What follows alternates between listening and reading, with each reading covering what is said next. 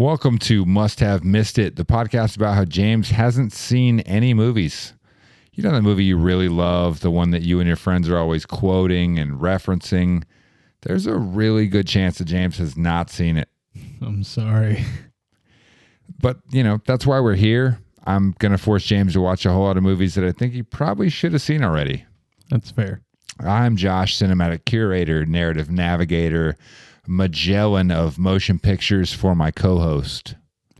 I'm James, and I may not be the best assembler of alliteration, but I am here to kick ass and watch some movies, and I'm all out of ass. Ass is gone. Don't know what to tell you. Just flat.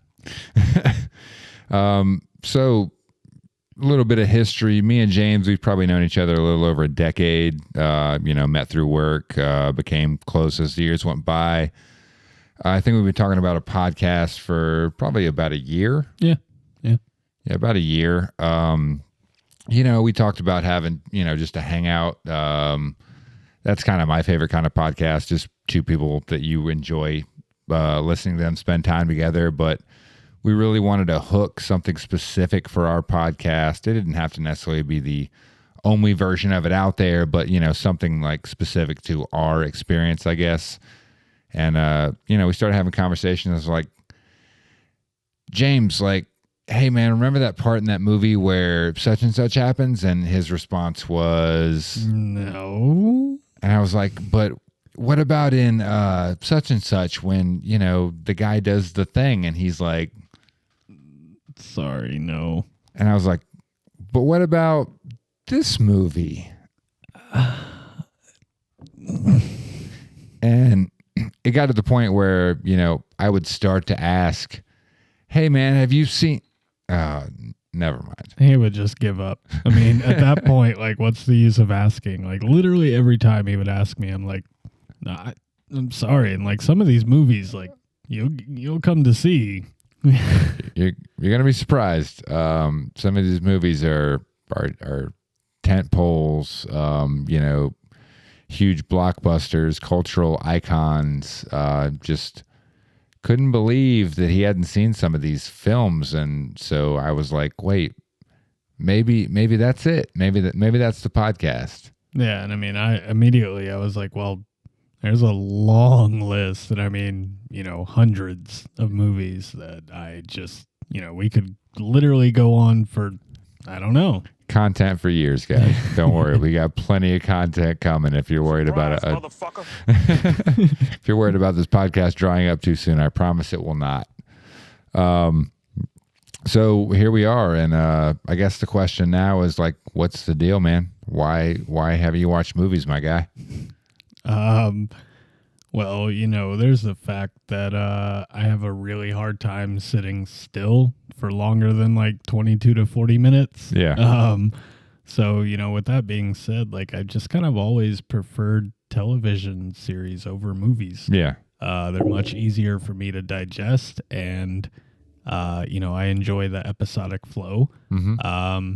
I enjoy the longevity of a TV series, right. If it is fortunate enough to make it past 4 or 5 seasons or 6 in a movie. 6 in a movie. But yeah, that's a big part of it is, I can commit to watching a short story a few times a day over sitting for 3 hours and watching the same. I'm sorry. I don't know. It's just how I am. It's how I'm wired. And that's how all movies feel these days. What happened in the 90-minute movie that used to be a thing? I really miss the 90-minute movie. Can we go back to that? Yeah, man. Do those exist anymore? There's a ton of movies from my childhood, that I've seen that are around that time frame. That's my jam. But today, I was looking through the HBO Max and I was like, Lord of the Rings Extended Edition, 4 hours. Yeah, 4 hours plus for each one of the trilogy of movies. And you're like, I don't have this kind of time. So I can't say I really blame you there. So yeah, I guess, TV is more your jam. Yeah. I mean, in terms of storytelling, I think really TV is more in line with what I look for in storytelling. long form, serialized, heavy on character development and plot. Movies, even at 3 hours, you really only have so much time to spend with each character. Yeah. So it gets kind of hard to really, you have to do a good job of establishing the characters early if you're going to try to develop them in any meaningful way over the course of a 2 to 3 hour movie. That said, I think there are certain stories that just work better as movies. Yeah, for sure. An example I would say is the David Fincher movie Zodiac. It's not my favorite Fincher film. Seven is probably my favorite Fincher film. But Zodiac is very methodical, incredibly tense. Could it work as a 6 to 10 hour series? Yeah, it could, but it wouldn't maintain that level of tension. You wouldn't be on the edge of your seat for 10 hours like the movie keeps you. I mean, yeah. I've referred to this movie a few times as a movie that doesn't really have a climax. Like you leave the movie going, just kind of left hanging. Yeah. I mean, there's a resolution to the movie, but it doesn't really have a traditional climax. So like you leave the movie feeling as tense as you did an hour and a half into it. And it's a disorienting feeling. And like not a lot of movies can do that. And I don't think any TV show can really maintain that over a long stretch. So yeah, I just think there are certain stories that can really only work as movies. That said, occasionally you'll find the movie that can morph into a longer form story. An example, a personal favorite of mine. James will not be surprised to hear me bring this up on the podcast. Here we go, guys. Sci-Fi's 12 Monkeys. I am a huge advocate of this show. I have been talking about this show for fucking years. I cannot wait to talk about. Please, someone watch this show so I can talk about the show with somebody. Literally, no one's seen the show. Guys, I've never met a single fucking person that watched this show. Help them out, please. I got a lot of movies to watch, so I don't know when I'm gonna get to somebody, because it's 4 seasons, so it's not it's a time investment. But they took a premise of a movie and they spun it into what is, I think, a very different idea.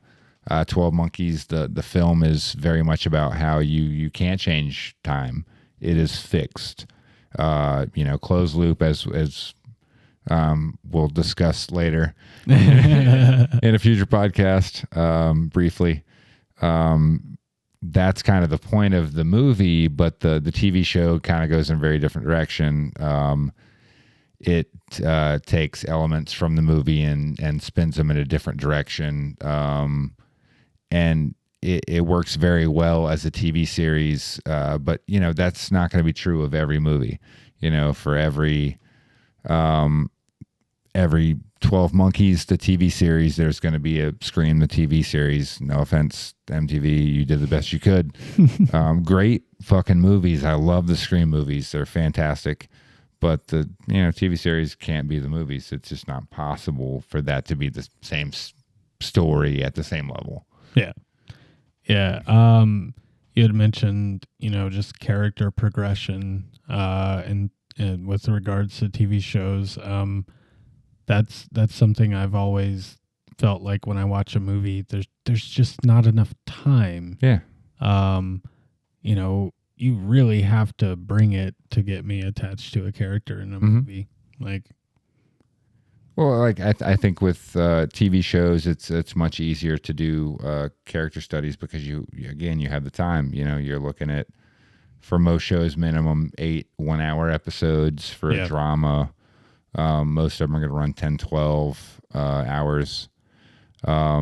Whereas a movie, you have 2 to 3 hours, so you can do them well. The assassination of Jesse James by the coward. Oh man, Robert Ford. I can't remember his exact title. Anyway, Brad Pitt, Casey Affleck, great character study of 2 characters, And it spends 3 hours telling the story of two characters, which you can do in 3 hours. Yeah. You can't flesh out an entire cast at that level in 2 to 3 hours. You can't do Lost in 2 to 3 hours. Yeah. You can't do Game of Thrones in 2 to 3 hours. It's just not fucking possible. You don't have the time to spend on each character and give them the depth that they need to make people give a shit about them. Yeah. Yeah. So, what draws you to stories? Genre, plots, characters. Like, what's your shit? I love character development. I love watching arcs like Walter White and Breaking Bad. Mm-hmm. But really what I look for when I'm watching a TV show or a movie story, whatever it may be, is heart. Heart, yeah. That's a big thing for me. I want something that's going to make me feel. Mm-hmm. I think a lot of people look for maybe an adrenaline rush if you're a fan of action or horror movies. Right. I tend to lean towards comedies, dramas, the mixture of the two. Yeah. Just make me feel. Mm-hmm. Find a good balance of like smart, dumb. Yeah. Smart dumb that's a big thing for me.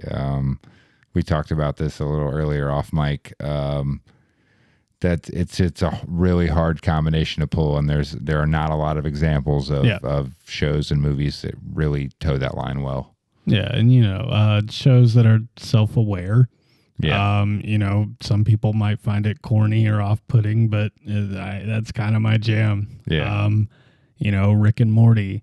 And one show that I know we both absolutely love, The Good Place. The Good Place. Oh, man. One of my favorite sitcoms of all time. As I've repeatedly told James, sitcoms traditionally not my jam. When it comes to TV shows, I am very much serialized long-form storytelling. If you don't have a starting point and an ending point in mind for your characters when the show begins, then I am probably not on board with your show. Friends is trash. I'm sorry. We are not fans of Friends. No. Sorry. Seinfeld, garbage. I mean, I know it has its fans. It's not my shit. Like, it doesn't do anything for me because it's just whatever they decide to do from week to week, and it doesn't matter next week. Yeah. Yeah, and that's not literally what I look for. The show about nothing. Right. But I feel like that's true of, all Modern Family, Everybody Loves Raymond, all these shows, they're the same show. Yeah. King of Queens, 2.5 Men. Exactly. Yeah. It's just whatever the writers come up with for a ridiculous plot this week is what we're going to do. And it doesn't matter what we do because next week it won't matter. We'll just start over anyway. Yeah. That's not my shit. CSI, not my shit. It's never going to be. Yeah. And, you were the one that introduced me to The Good Place. And, man, I think it's episode 8 or 9 when you get the big reveal. And if I wasn't hooked before then, when Kristen Bell dropped a line about Cincinnati, yeah, where I'm from, it was great. I was like, all right, cool.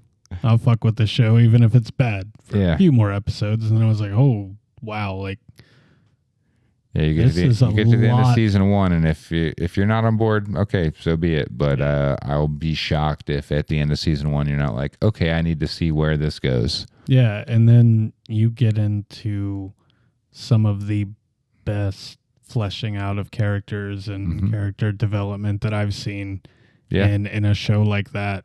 Oh, I mean, a show about personal growth, obviously you're going to get great character development. That's what this show is about, is character development. So, yeah, it does it very, very well. I'm a huge fan of The Good Place.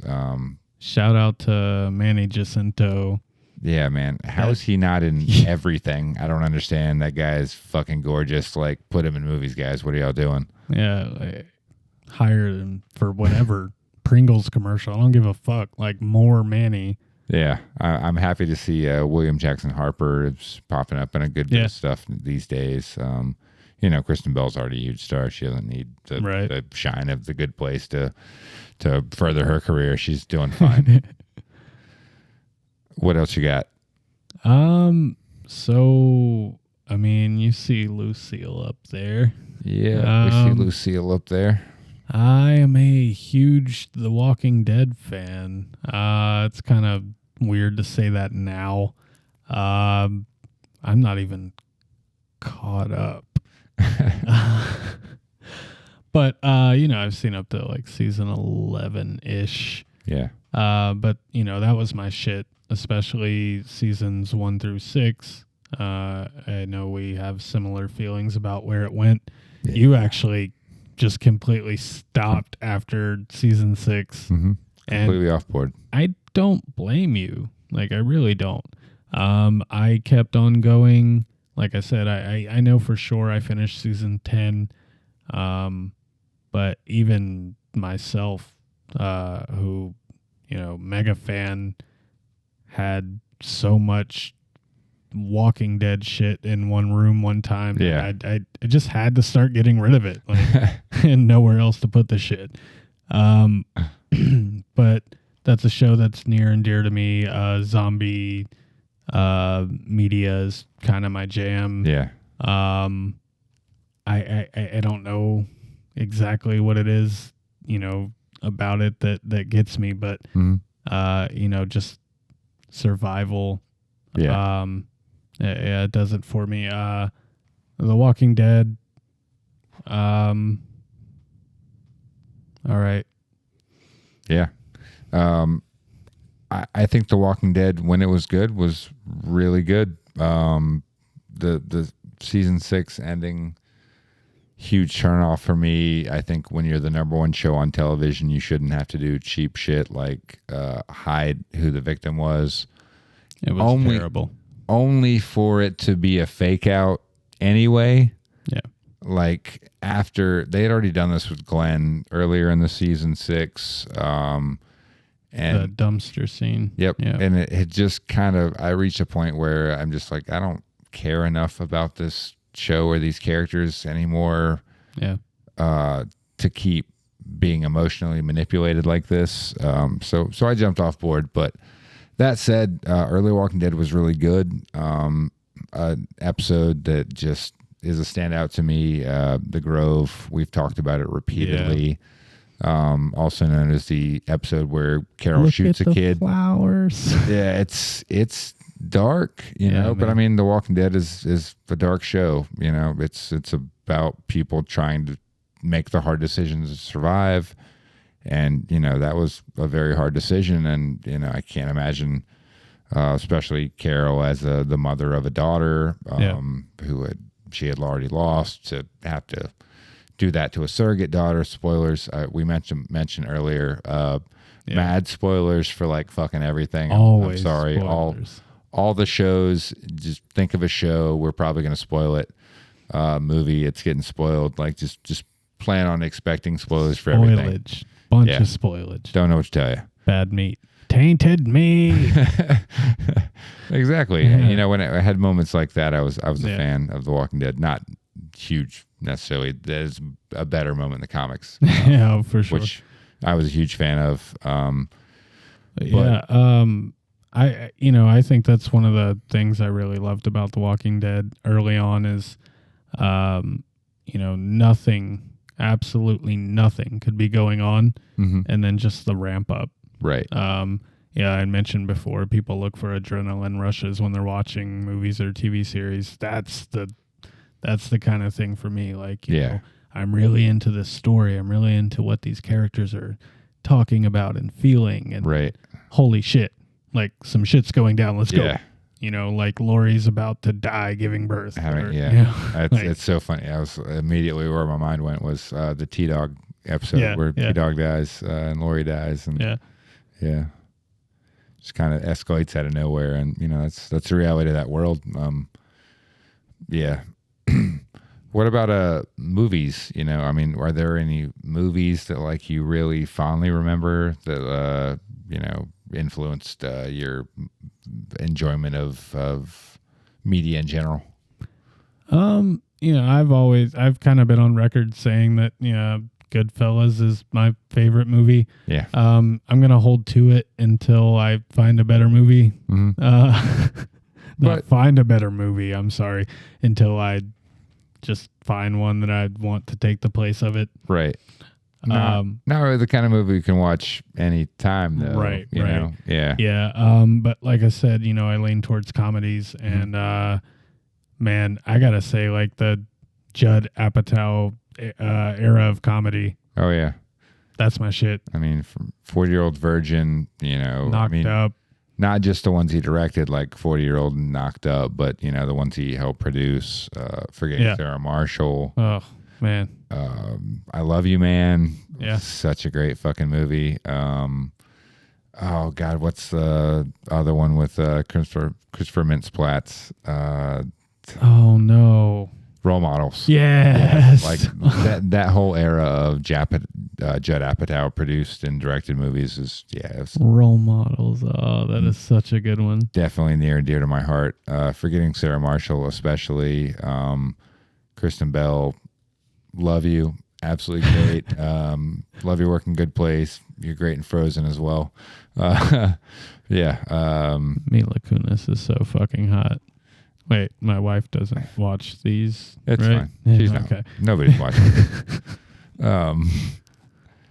So yeah, like I said, I enjoy movies on a much higher level than you do, I believe. Yeah. I think that's obvious based on just what we've seen.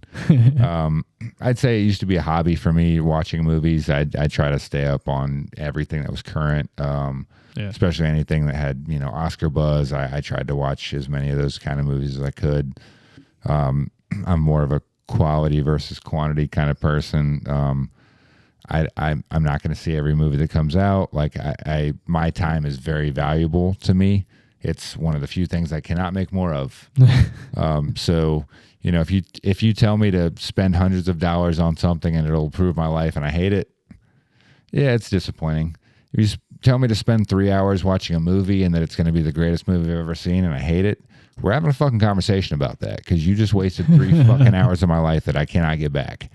And that's a problem for me.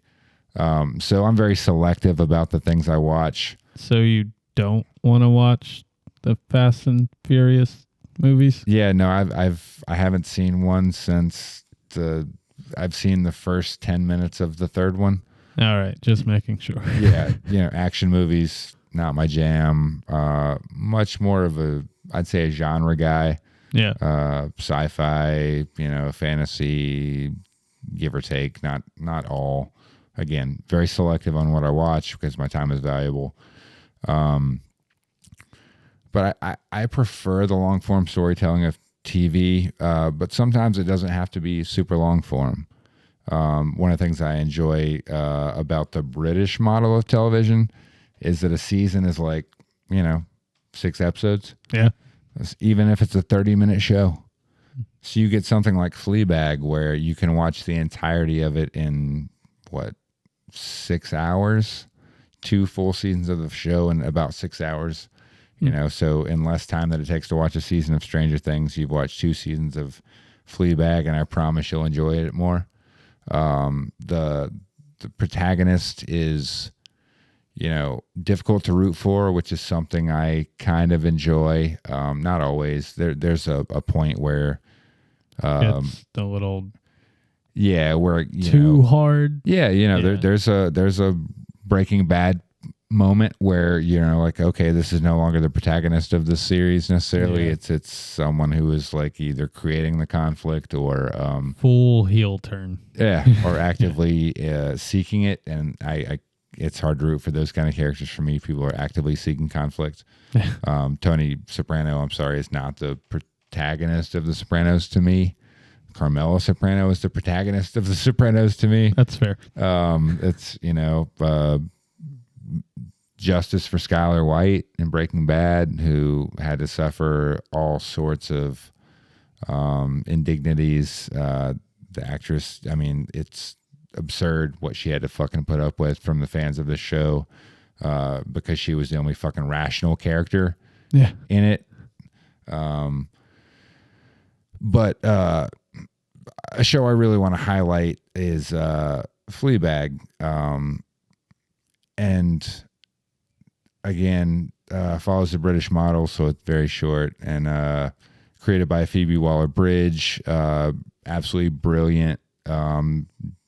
Written by her. She plays the lead. Wow. The first season is very good television. The second season is transcendent. I mean, it's some of the best television I've ever seen in my life. Deserved every one of the accolades it got. I cannot recommend it enough. I'm not really huge on fourth wall breaks. It can be a huge turnoff for me. Yeah, it's not something that I don't seek it out. Like people look at it as a feature of a movie, and I look at it as a bug. But the way this show employs it, especially in the second series, is just brilliant.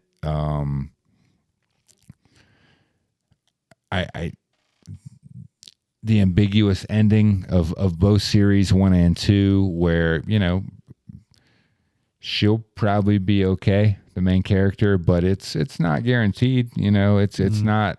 You don't get happy endings in either of the seasons. They're not overly depressing necessarily either. It's not sad. It's real. Like, how often do you get a happy ending in real life? That's not something that happens. You're left wondering what you could have changed or what you could have done, and sometimes you might get a second chance and sometimes you won't.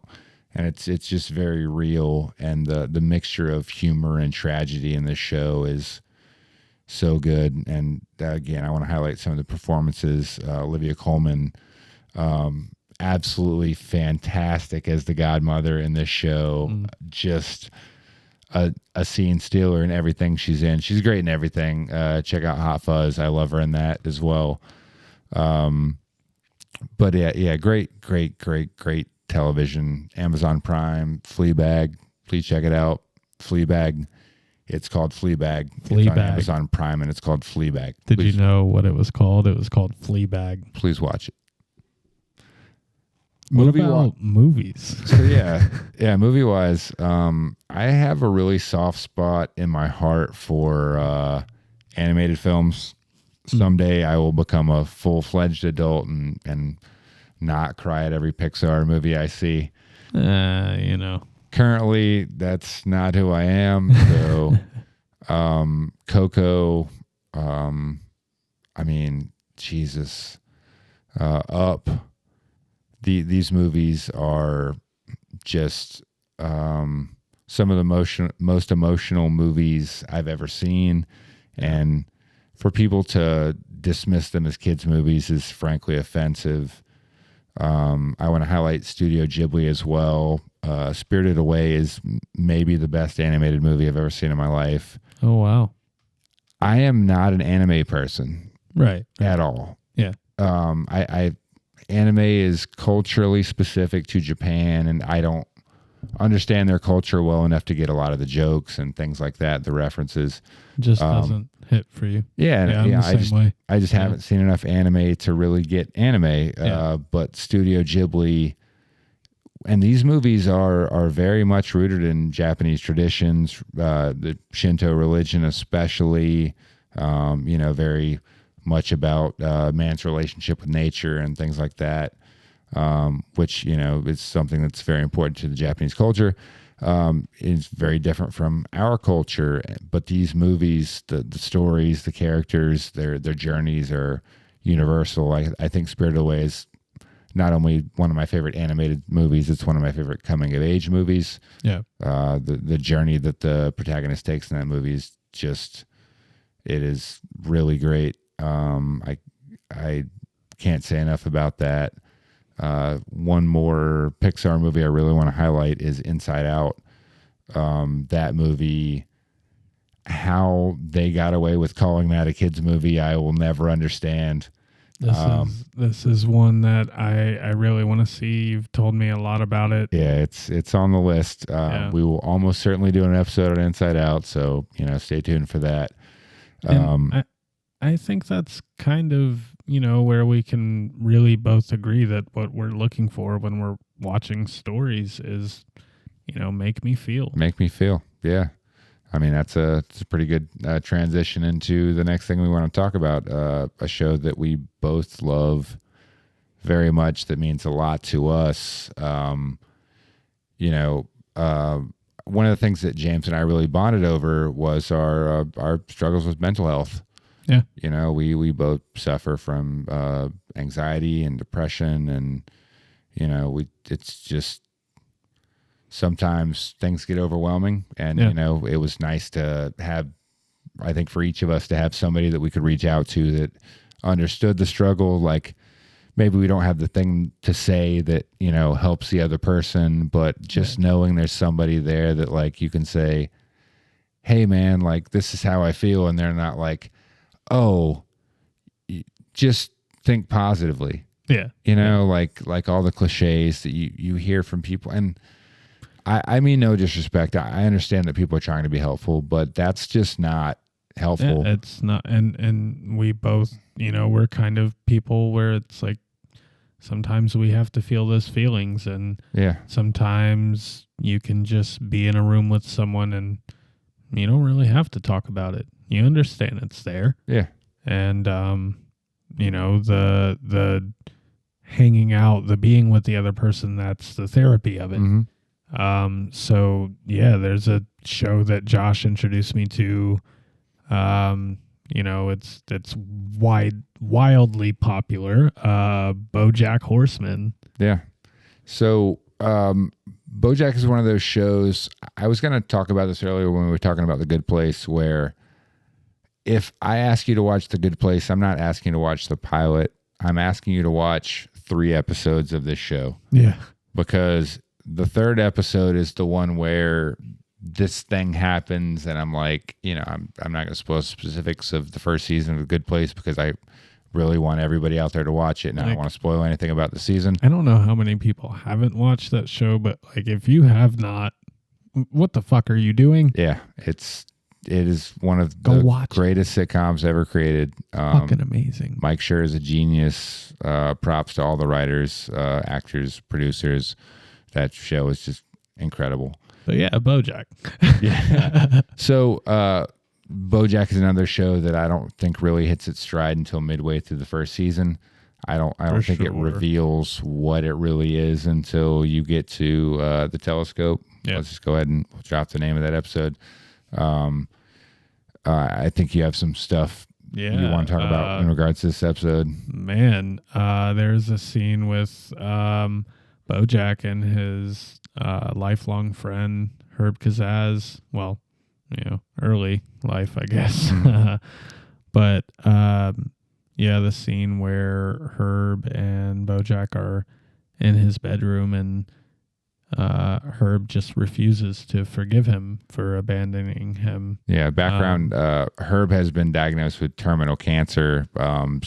Sorry. Bojack is going to see him basically on his deathbed, kind of looking for forgiveness. Yeah. And Herb, Herb won't give it to him, which has got to be a terrible feeling. But on the other end of it, I mean, what a piece of shit. Yeah, I mean, it's very real. You can't, Bojack's looking for the TV show ending, and that's not what it is. Yeah, he wants relief for that guilt that he absolutely should feel, and he doesn't give it to him, and he drops, get the fuck out of my house. And, what do you say to that? You just have to leave, and you just have to feel that feeling. And man, like, once you see that scene in the show and you understand what you're in for. Yeah. God, like, oh, wow, I thought this was a silly show about a talking horse. Right. This is definitely not what I thought it was. And, it's kind of jarring for season 1. Yeah. Yeah, but in a good way. Yeah. You know? The first half of season 1, I'd say, is very standard animated comedy, a lot of cutaway gags, silly, nonsensical plots. Doesn't really dig very deeply into the characters' mental health and things like that. As the show progresses, like it finds its footing and understands what it's really about. Yeah. So when I was trying to get James on the show, the episode that I put him on is a season 5 episode, Free Churro. It's my personal favorite episode of the series. I don't think it's the best episode of the series. It's just, it's an episode of television it's therapy to me. Yeah. I don't know how else to describe it. The funny thing is I don't relate to the episode directly, specifically, but I relate to the feeling. And there's just something about the episode and watching Bojack try to find catharsis that's never going to come. Yeah. He's just not going to find what he's looking for, but he's trying so hard. And that's a feeling I really understand. And I think maybe that's what it is for me. But Free Churro, it's an episode where he's delivering a eulogy for his dead mother, who he did not have a good relationship with. Not the best eulogy necessarily, but it's a highly entertaining episode of television, and you'll be shocked how riveted you are watching one character talk for 20 plus minutes in a row. Yeah. And aside from that fact, which I don't know that there are a whole lot of TV shows that can boast that. Yeah. That kind of monologue with only like background interruptions, which are great in that episode. But that episode, I remember when Josh showed it to me, I had a feeling of, did he like pick this episode for me specifically because he knows about my past? Without getting into much, I deeply related to this episode.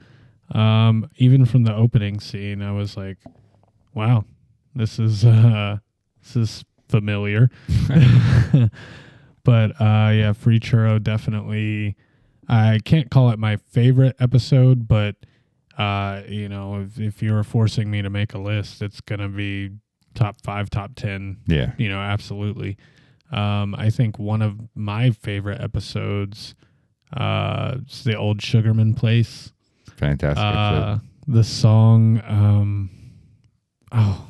it's gonna drive me crazy. I haven't watched it recently. Right. So. It's been a while since we've watched it. Unfortunately, we don't have time for video games and movie watching. Bojack.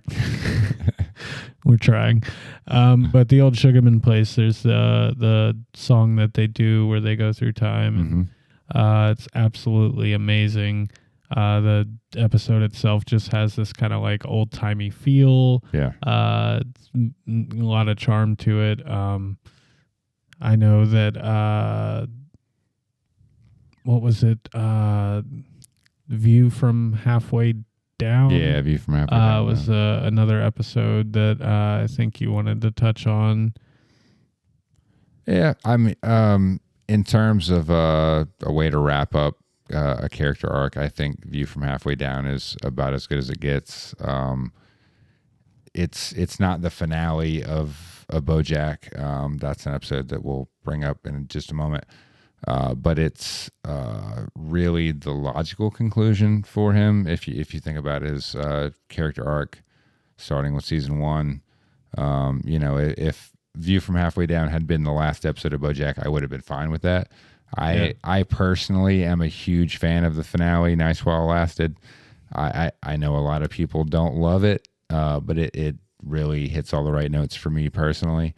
But if you want to view from Halfway Down as the finale of the show, then there are very few shows that could top that in terms of a finale. One of my personal favorite episodes centers around my favorite character, the one I relate to, I think, the most in the show, Diane Nguyen, How do you pronounce your name? It's Diane.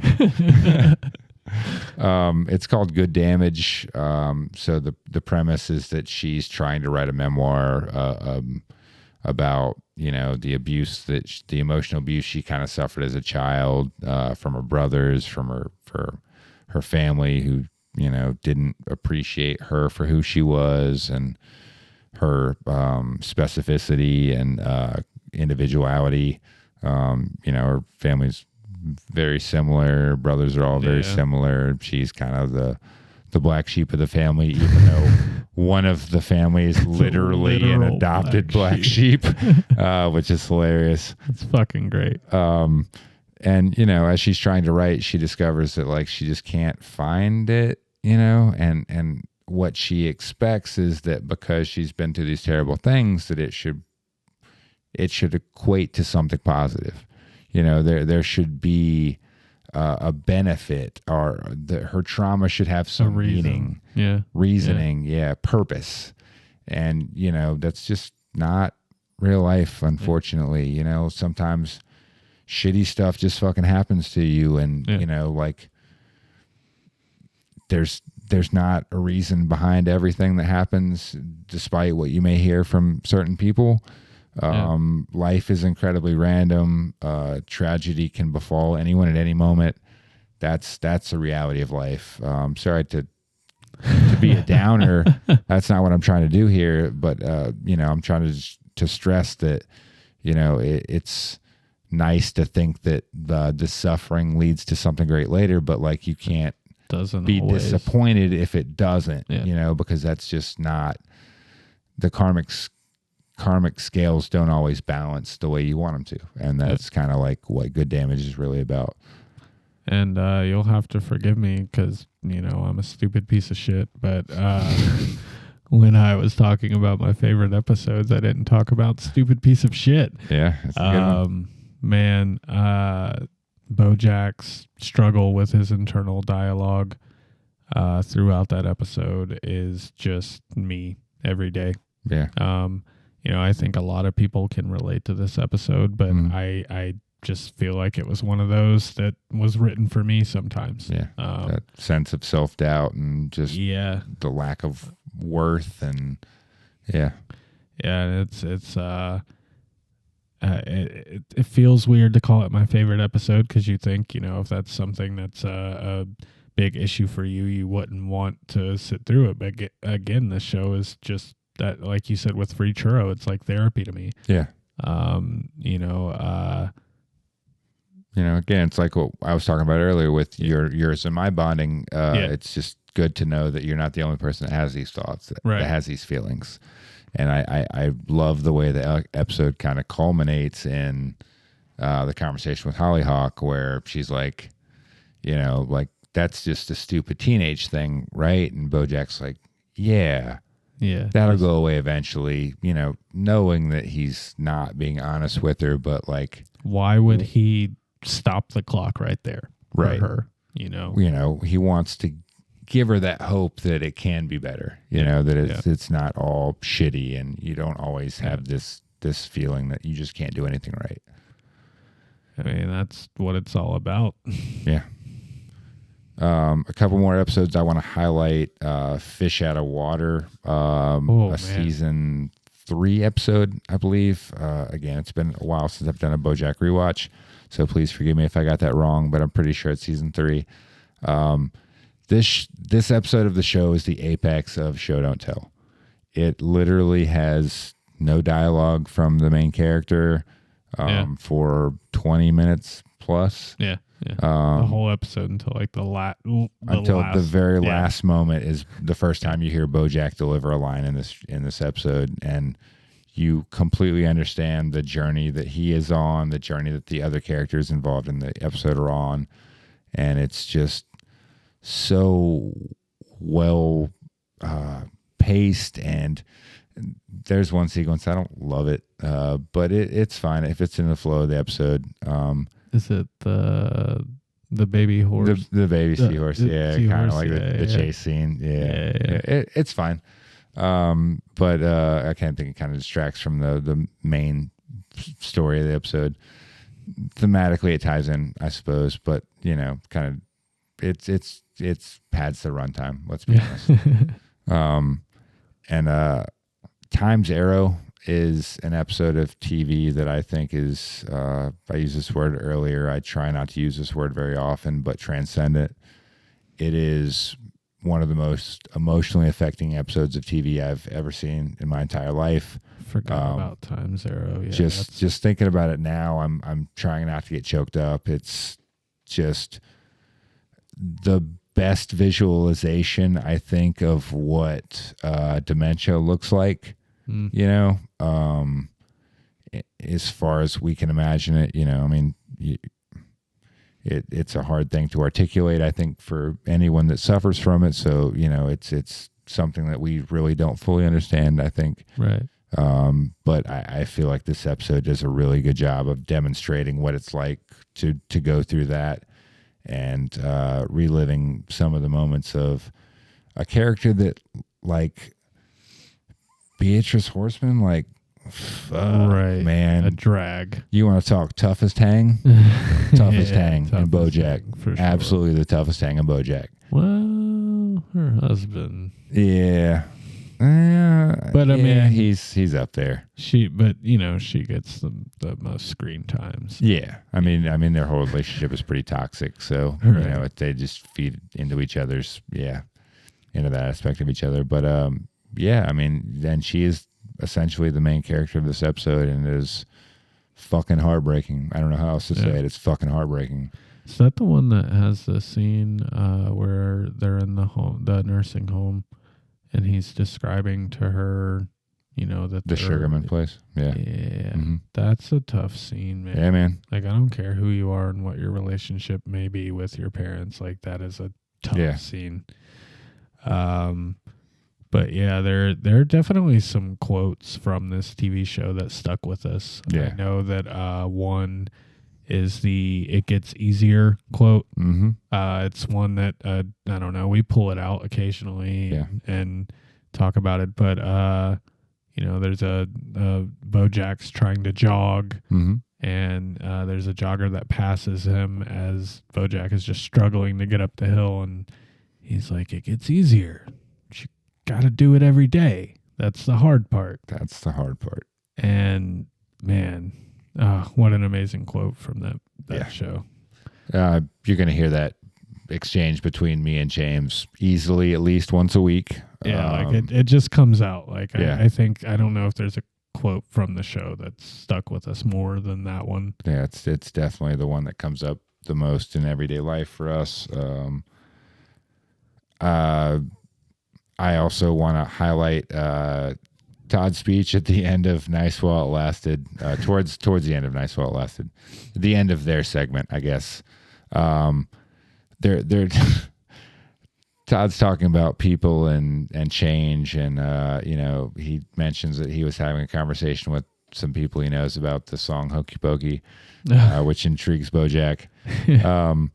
But he gets to a point where he says, "You do the hokey pokey and you turn yourself around. You turn yourself around.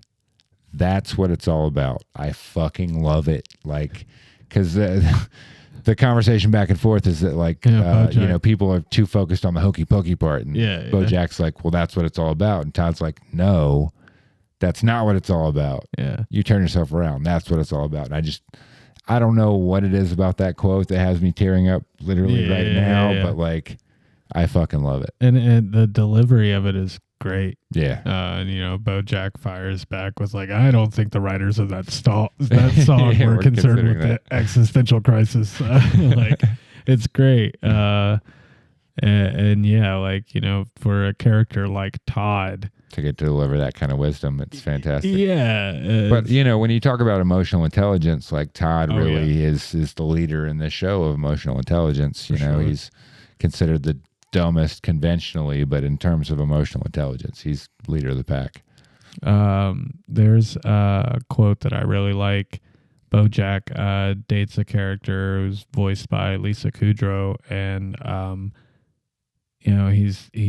they're having their breakup, and she's like, what happened? And Bojack's like, what always happens, you met me, you fell in love with me, and You then found out who I really was. found out who I was, you Yeah. know, and she's like, yeah, when you look at someone through rose-colored glasses, all the red flags just look like flags. That's a great quote. Like, Absolutely love that quote. that's dope. Yeah, it's brilliant.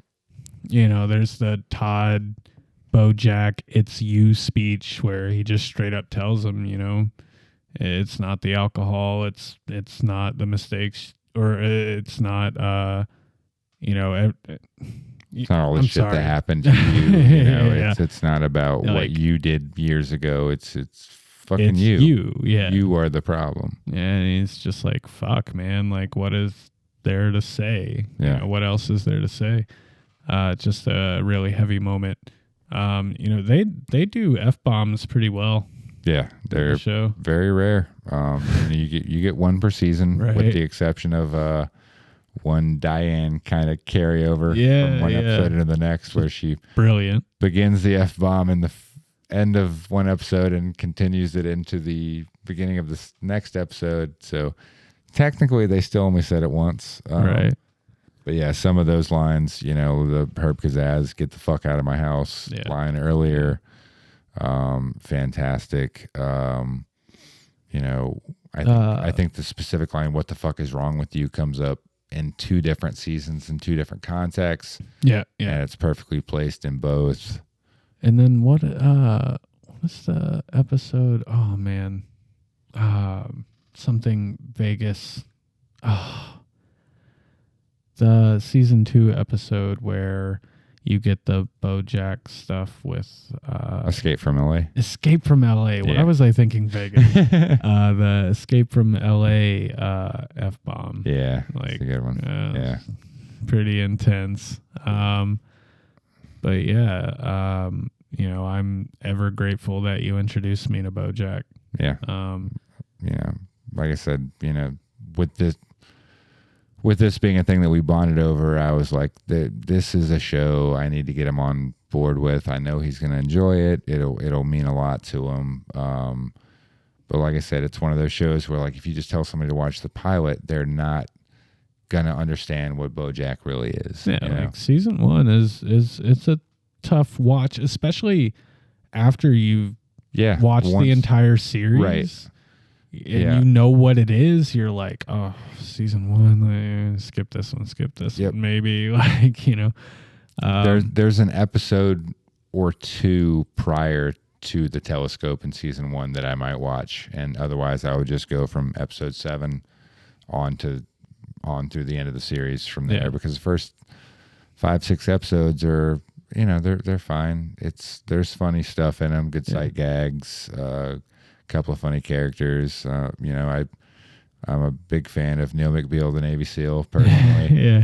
I don't love every aspect of that episode, but I like the character. He's fun. I like the albino gyno rhino. Yeah.